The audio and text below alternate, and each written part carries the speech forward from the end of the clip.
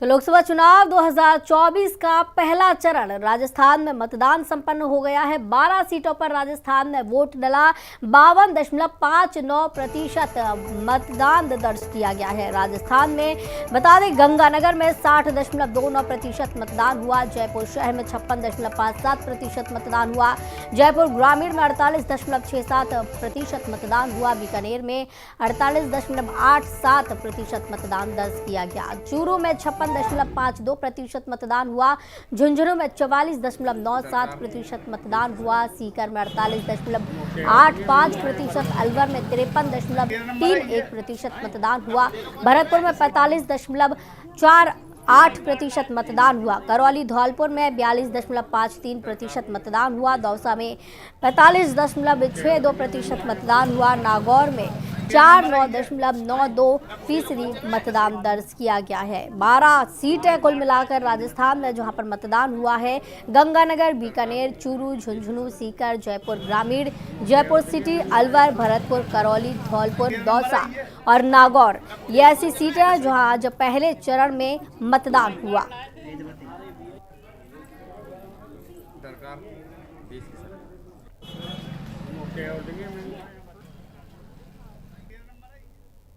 24 की जंग में प्रथम चरण का मतदान संपन्न हो चुका है। राजस्थान में 12 लोकसभा सीटों पर वोटिंग हुई है। वोटिंग में क्या आम क्या खास रहा है, सभी ने लोकतंत्र के महापर्व में हिस्सा लिया है।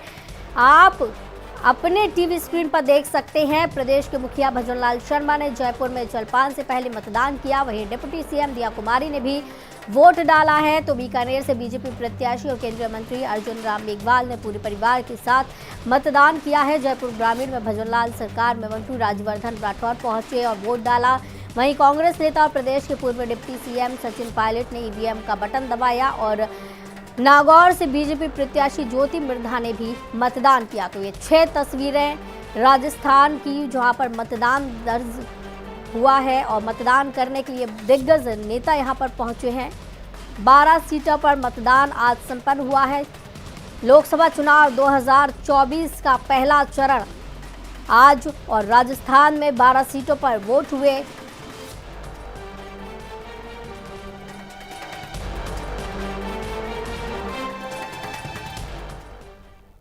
राजस्थान में जीत की हैट्रिक लगाने को आतुर राजस्थान के मुखिया पहले चरण के मतदान से पहले भगवान की शरण में पहुंचे।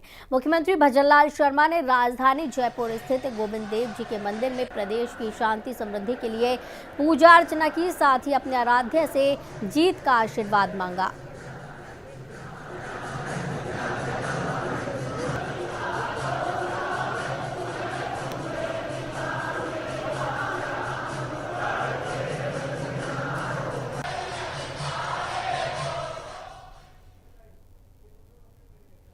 अब खबर जोधपुर से है, जहां जयपुर में मतदान करने के बाद मुख्यमंत्री भजनलाल शर्मा पहुंचे और वो एयरपोर्ट से निकलने के दौरान मीडिया से रूबरू हुए।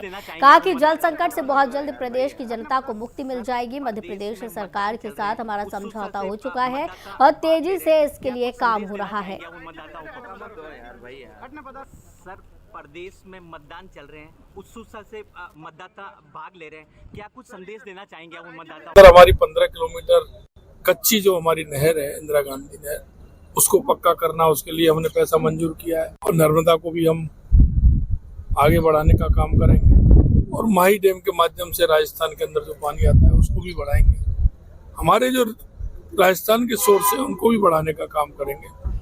पहली हमारी प्राथमिकता पानी है और उसके बाद बिजली है। सभी को समय पर बिजली बनेगी, पूरी तरह से बिजली पानी की व्यवस्था की जाएगी। उसके बाद हमारा पर्यटन उद्योग चलेगा और उसके बाद बड़े बड़े उद्योगों से राजस्थान के युवाओं को रोजगार देने का। 24 के रण में बीजेपी का 25 का प्रण है। पहले चरण का मतदान आज संपन्न हो गया है। राजस्थान में लोकसभा की 12 सीटों पर वोटिंग हुई। मुख्यमंत्री भजनलाल शर्मा ने भी जलपान से पहले मतदान किया। राजधानी जयपुर में सीएम ने सिद्धार्थनगर स्थित नवोदय महिला शिक्षक प्रशिक्षण महाविद्यालय में अपना वोट डाला। वोट डालने के बाद भजनलाल ने जीत की हैट्रिक का दावा किया।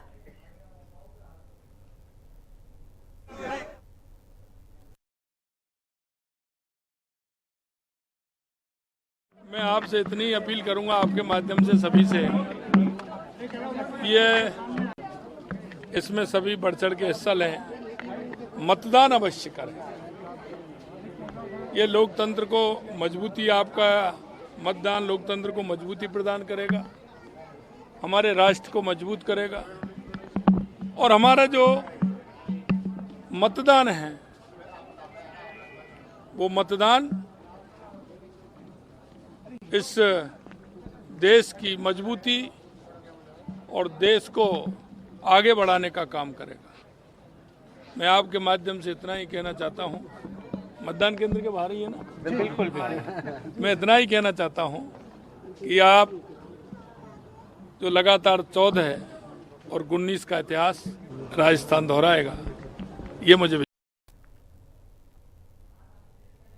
केंद्रीय गृह मंत्री अमित शाह ने जोधपुर का दौरा किया और बीजेपी प्रत्याशी गजेंद्र सिंह शेखावत के लिए जनता से आशीर्वाद मांगा।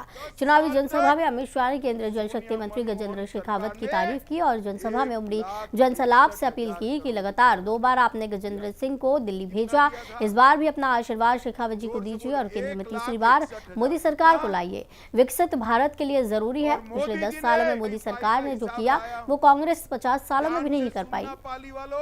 55 साल और 4 पीढ़ी राज करने वाले नेहरू गांधी परिवार है और दूसरी ओर नरेंद्र मोदी जिसने 10 साल में गरीबों के लिए करोड़ों गरीबों को गरीबी के बाहर निकाला है। एक और 12 लाख करोड़ के घपले घोटाले भ्रष्टाचार करने वाली कांग्रेस पार्टी है, तो दूसरी ओर 23 साल में जिस पर 4 आने का भी भ्रष्टाचार का आरोप नहीं है, ऐसे नरेंद्र मोदी।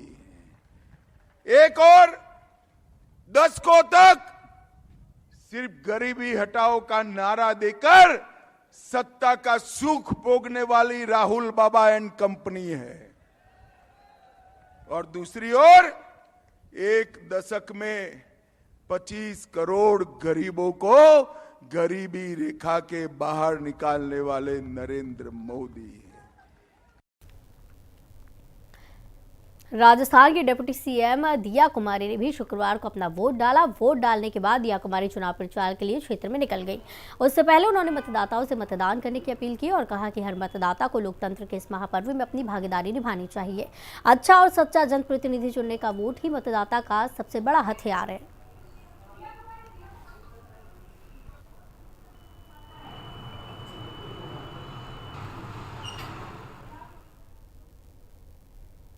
भजनलाल सरकार में कैबिनेट मंत्री राज्यवर्धन सिंह राठौर ने भी जयपुर ग्रामीण में मतदान किया और बीजेपी प्रत्याशी की जीत का दावा किया। वोट डालने के दौरान राठौर बहुत खुश नजर आए। उन्होंने कहा कि राजस्थान की जनता प्रदेश की सभी 25 सीटों पर कमल खिलाएगी। आज जिन 12 सीटों पर मतदान हो रहा है वहां बीजेपी प्रत्याशी की जीत सुनिश्चित है। पीछे करो कैमरा पीछे करो भाई, कांग्रेस के राष्ट्रीय महासचिव और राजस्थान के पूर्व डिप्टी सीएम सचिन पायलट ने भी मतदान किया। वोट डालने के बाद सचिन ने मीडिया से रूबरू हुए और कहा कि राजस्थान ही नहीं पूरे देश में बदलाव के लिए वोट हो रहे हैं और आम जन इसमें बढ़ चढ़कर हिस्सा ले रहे हैं। बीजेपी के पिछले 10 साल के कुशासन का अंत तय है क्योंकि मोदी सरकार के कार्यकाल में जनता को कुछ नहीं मिला और न ही 2 करोड़ रोजगार मिला और न ही महंगाई की मार। मोदी सरकार हर मुद्दे पर पहले चरण का मतदान आज पूरे देश में हो रहा है और मैं उम्मीद करता हूं कि बहुत बढ़ चढ़कर लोग मतदान में हिस्सा लेंगे और ख़ासकर जो फर्स्ट टाइम वोटर्स हैं उन लोगों को इस लोकतंत्र के सबसे बड़े पर्व में अपनी भागीदारी सुनिश्चित करनी चाहिए। ये एक जिम्मेदार नागरिक का हक बनता है, उनका अधिकार भी है और मुझे लगता है कि लोग अपनी पसंद से अच्छे व्यक्ति को, अच्छी पार्टी को, अच्छी विचारधारा के साथियों को चुनकर संसद में भेजेंगे। मेरा ऐसा मानना है व्यक्तिगत रूप से कि इस बार चुनाव बहुत बेहतर हमारी पार्टी लड़ रही है। हमारे कैंडिडेट्स, हमारा मैनिफेस्टो, हमारा एजेंडा, हमारा कम्युनिकेशन, हमारा नैरेटिव जो है उसको लोग पसंद कर रहे हैं और बदलाव का चुनाव मैं मानता हूँ ये चुनाव है।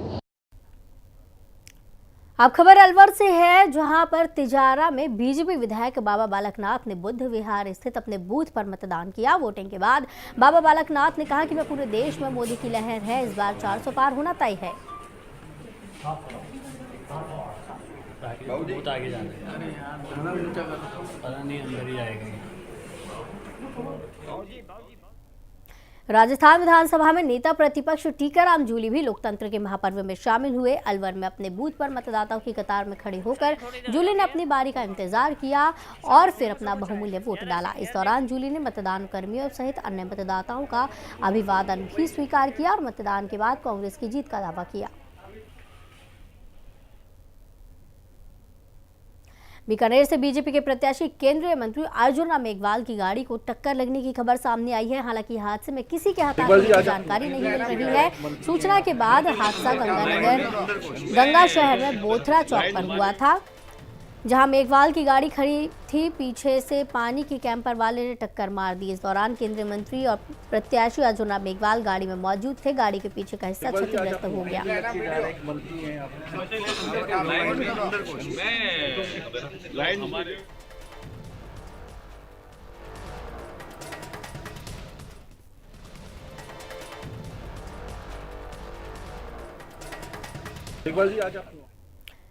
राजस्थान की नागौर सीट से बीजेपी प्रत्याशी ज्योति मिर्धा ने हिंदी खबर से बातचीत की है। क्या कुछ कहा, सुनिए।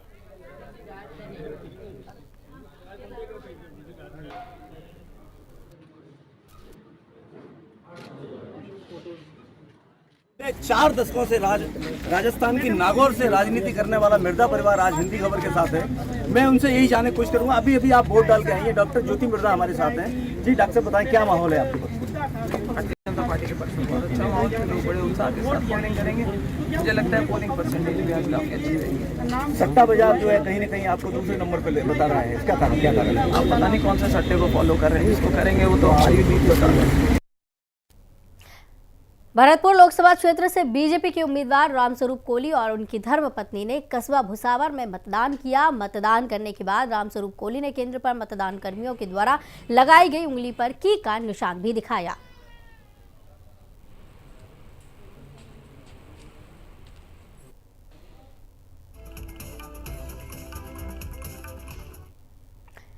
खबर नागौर से है, जहां पर कुचेरा की मार्केट में दो गुटों में झड़प हो गई। दोनों गुट आरएलपी और बीजेपी के कार्यकर्ता बताए जा रहे हैं। वहीं झगड़े में कुचेरा नगर पालिका अध्यक्ष तेजपाल मिर्धा घायल हो गए। इसके बाद मौके पर पहुंची पुलिस ने मामला शांत कराया। वहीं झगड़े को लेकर तेजपाल मिर्धा ने मामला दर्ज कराया।